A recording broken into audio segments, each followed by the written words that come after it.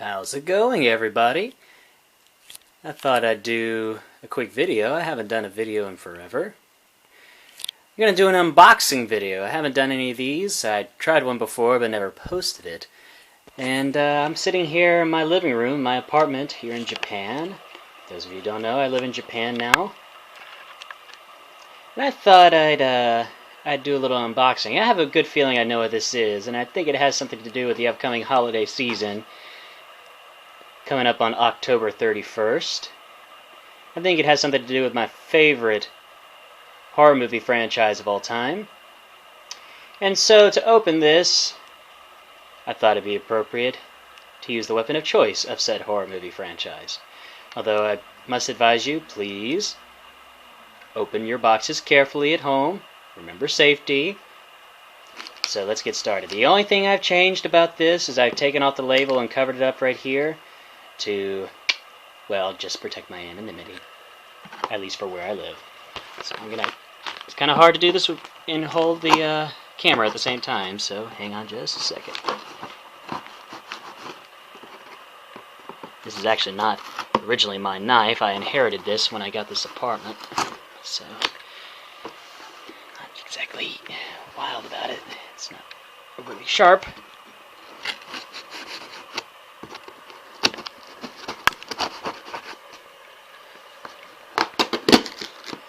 Okay, I'm gonna try to do this. Sorry, I'm trying not to look through the viewfinder. I figure that's a good way to hurt myself.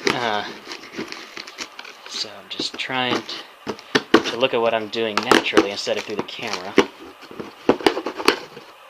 Alright, I think that's probably good enough. Alright. Oops.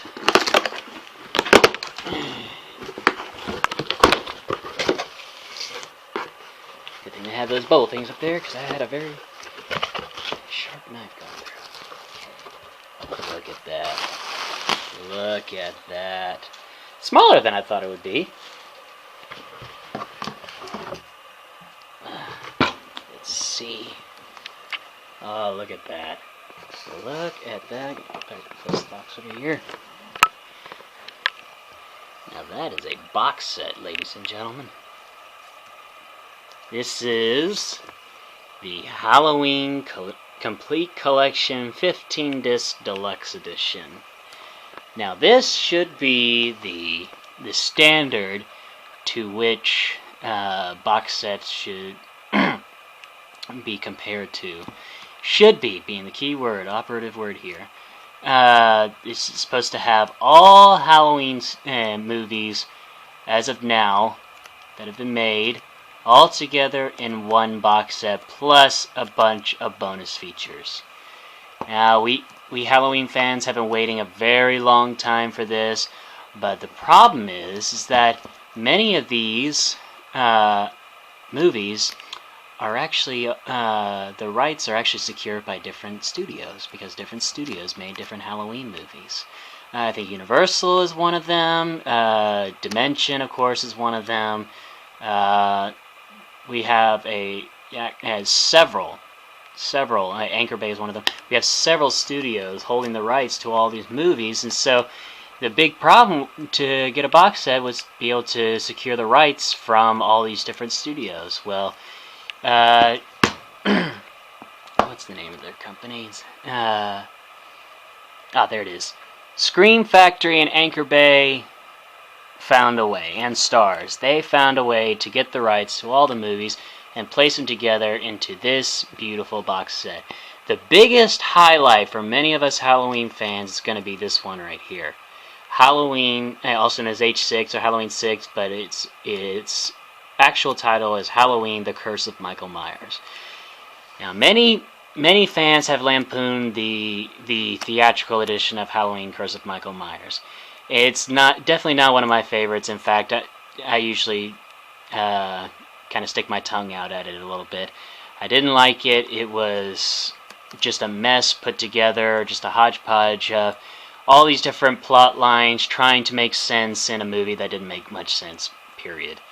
And it was the last film of Donald Pleasance before his death, and now we have the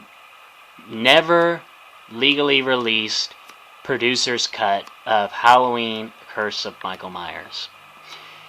For those of you who don't know, there have been bootlegs of what's called the producer's cut of The Curse of Michael Myers. It's basically trying to piece together what was actually the original story behind Curse of Michael Myers.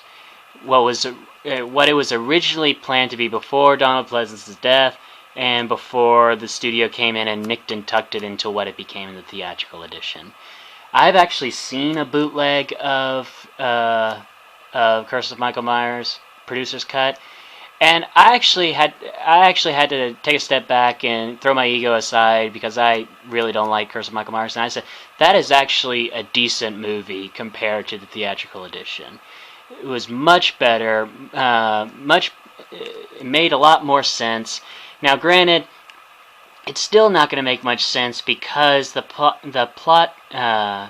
ends of the plot were never tied together, because the plot line behind Curse of Michael Myers was stopped with this movie, and they decided to revamp the series and go back to the original Laurie Strode plot line from Halloween 1 and 2 with Halloween H2O 20 years later. It was going back to Laurie Strode's plotline, what happened to her 20 years after Halloween 1 and 2. I consider these almost one and the same movie. I think of Halloween 2 as Halloween 1 Part 2. Halloween 3, I'm a completist, so I have to have it, but as a standalone movie, it is a typical, I think 80s, I'm pretty sure 80s. Yeah, it's 80s. A pretty typical 80s horror movie. It's good in its own way. It's just they didn't realize what they had with Michael Myers and Laurie Strode in Halloween 1 and 2, and so they decided to just make a movie based off of the holiday and the mythology behind the holiday itself. And I only watch it every once in a while when I feel like I have to be a completist with the whole thing. And we get to the Rob Zombie movies. Now, I'll actually tell myself and say, I actually thought the first Rob Zombie movie was a barely passable movie. I didn't like it as far as a Halloween movie, but as a movie, as a horror movie, as a standalone, I thought it was okay. This is a modern retelling of the original. But Rob Zombie, I think, just has no concept of story and character development. He's basically a director who just wants to shock you as many times as he can in the 2 hours or 3 hours he's given. And he has no concept of a real director. And lots of people like him, and everybody's entitled to have their opinion of him and things like that. I just don't think he's much of a director. I think he needs to stick with his crappy music where he belongs. Halloween Resurrection, the last before the reboot series, I think was more of a comedy. I like it because I laugh. It makes me laugh. And Halloween 4 is actually my favorite of the non Jamie Lee Curtis series. I actually really like the Rachel Carruthers character, played by Ellie Cornell. I nurse a little soft spot for her, and then they kill her off in the next movie, and that was one of the biggest mistakes they ever made in the franchise. But anyways, I'm loving this, what I've seen so far. I'm going to see if I can take off the shrink wrap. It seems to be coming off. I'm going to try and do this with the camera now, since I'm not in danger of really hurting the product, or, more importantly, hurting myself. Well, I say that, and I just let it go kaplunk on its side. Ah, look at that. One-handed. Kaboom.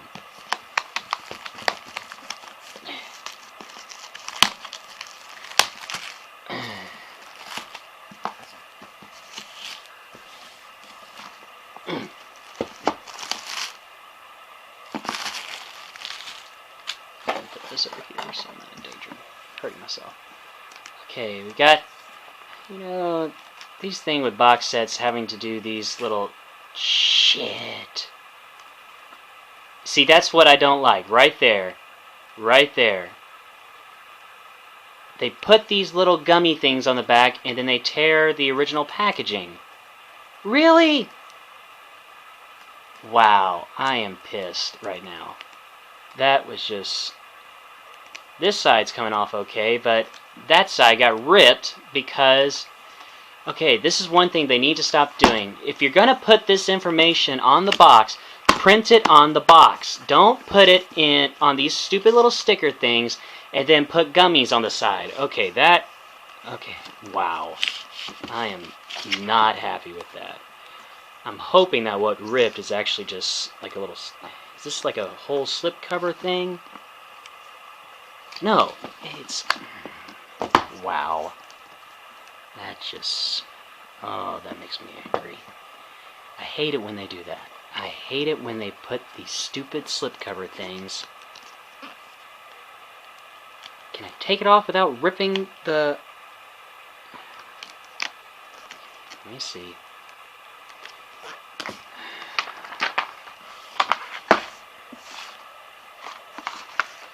Nope, it looks like I ripped the actual box. Put the camera down.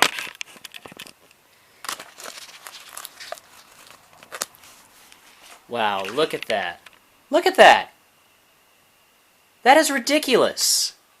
That is absolutely ridiculous. Why do you need this? I mean, I understand it has all the information on the back, and I guess I didn't really have to take it off, but I have to take it off in order to be able to see this. Why do they do this? Why is it so hard for distribution companies for these box sets in any studio? Why is it so hard for them to get packaging right? Okay, I like the fact that they're in their individual cases instead of in like a book form that everybody hates because they scratch up the disc. These are real cases. This is fine. But this, they need to stop this and just start printing the stuff on the box. I understand you want to make room for artwork and things like that, but you're damaging everything else when you have stupid things like these. Look at that. Oh, that pisses me off. Wow. I should have them send me a new box. But at least it's just on the bottom. At least it's just on the bottom. But that... I don't blame that on the movie series or anything like that. I just blame that on the stupid studios. Anyways. Okay, calm down. It looks like I've heard a few things via the reviews. Of course, you've just seen me unbox this thing, so I haven't had a chance to look at anything yet. But apparently in the Halloween 4, apparently around the 45-46 minute mark on this movie, the audio is really out of sync. And so you can email... There's an email on the Scream Factory, or maybe it's Anchor Bay's Facebook, or just go to HalloweenMovies.com. They've got it there too. They've got an email address that you can send to and say, "Hey, I've got a lag issue. Can you send me a replacement disc?" They're sending out replacement discs, so then they can fix the audio-video lag. So that's not a problem. One problem I have seen with a lot of people is that you're basically getting 15 discs. All of these, plus their bonus features discs, their alternate cut disc, but then there's an extra disc that's meant to be all the loaded bonus features exclusive to this set. And you'll find it in this case, apparently. Yep, there it is. The Complete Collection Bonus Disc. I don't particularly care for that. I mean, I know the eco-friendly people would say, that's spending less time and less resources making an extra case for a bonus disc. But of all places to put it, why put it in the worst movie in the set? Of all the movies to put the bonus features in, why put it in the weakest movie in the entire series? Because I couldn't even get 10 minutes into this before I had to shut it off. I was just so ticked off at just how bad it was. Oh, look at that. That is gorgeous. As I understand it, this is the 35th anniversary edition in disc 1, and that this is the 2004 release of Halloween. Oh, look at this. I can't. It won't do it. I was actually watching it. It looks like they are fingerprint protected, because I saw the oil residue of my finger when I touched it before, and then I saw it fade away. It looks like these are fingerprint protected, and that'd be really cool. Alright, let's look at Halloween 2. Beautiful. Beautiful. I actually bought the Scream Factory version of Halloween 2 and 3. And a lot of people, were all up in arms about the alternate cover art. But the thing I love about Scream Factory is that they actually gave you the option where they had reversible sleeves for the cases, and you can just flip them over. One side had the original cover art, one side had the new cover art. I wonder if... I doubt it, but... No, it doesn't look like there's any alternate cover art. Oh well. I didn't mind it so much, but a lot of people were up in arms about it. Here's Halloween 4. One disc. That's good. As you can tell, I haven't done much of unboxing videos, or videos period. Halloween 5.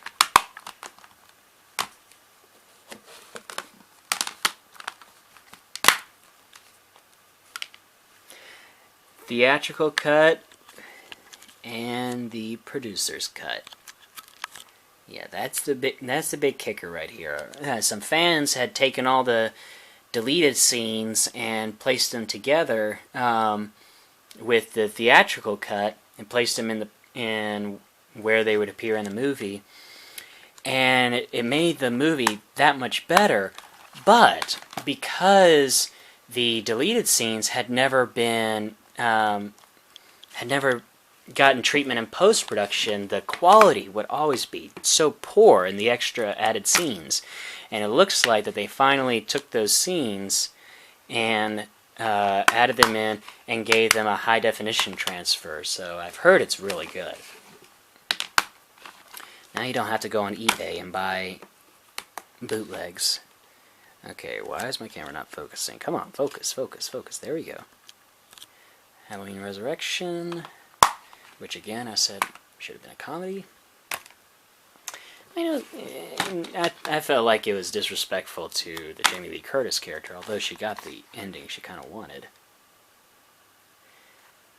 Now a lot of people were upset that they don't have the theatrical cut of the Rob Zombie movies. Frankly, I don't really care, because all I know is the director's cut.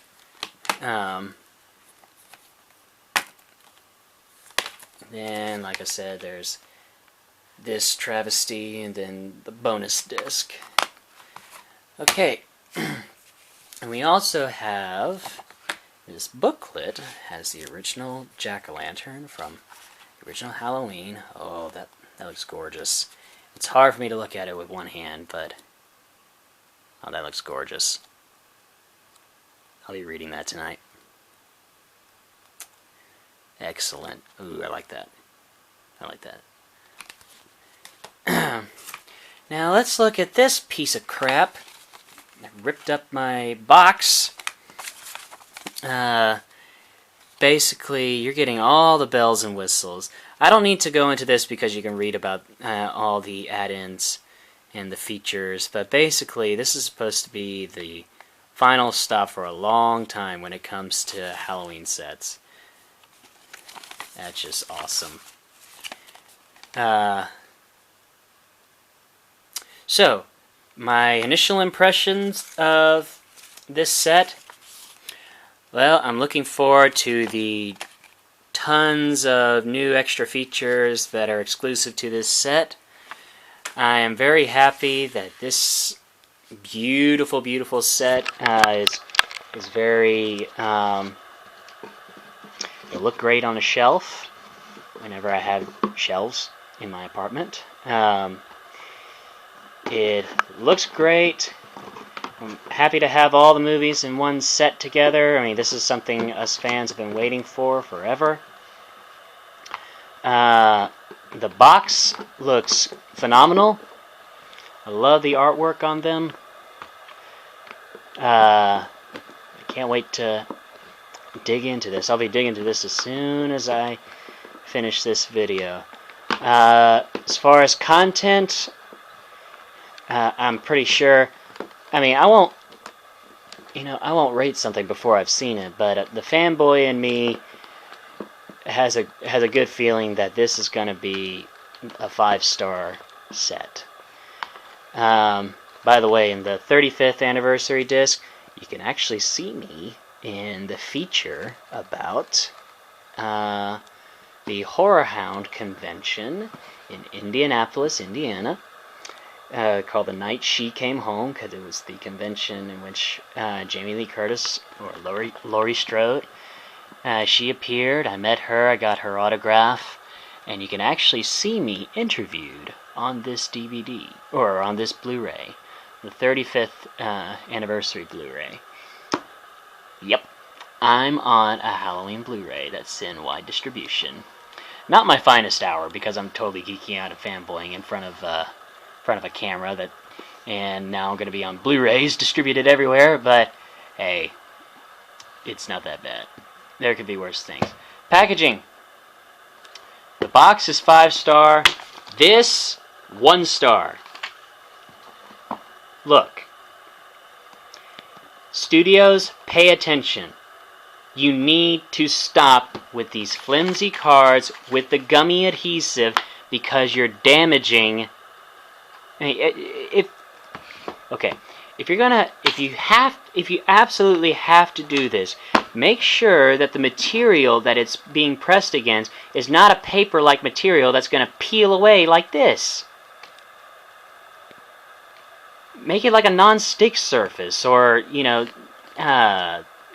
some kind of matte finish, or not something like this that's going to rip. I mean, look at that. Alright, I gotta stop looking at that, otherwise I'm gonna get really pissed. Alright, I'm gonna close out this video because I'm getting on to 24 minutes. But, Halloween Complete Collection, I love it. My initial reaction is that I love it. I hope that I was one of the lucky ones who didn't get an audio lag on Halloween 4. If not, I'll be ordering a replacement disc for it. But, that's all from Angus Gibson. Wish you guys the best. And hey, it's Halloween. I guess we're all entitled to one good scare. Take care, everyone.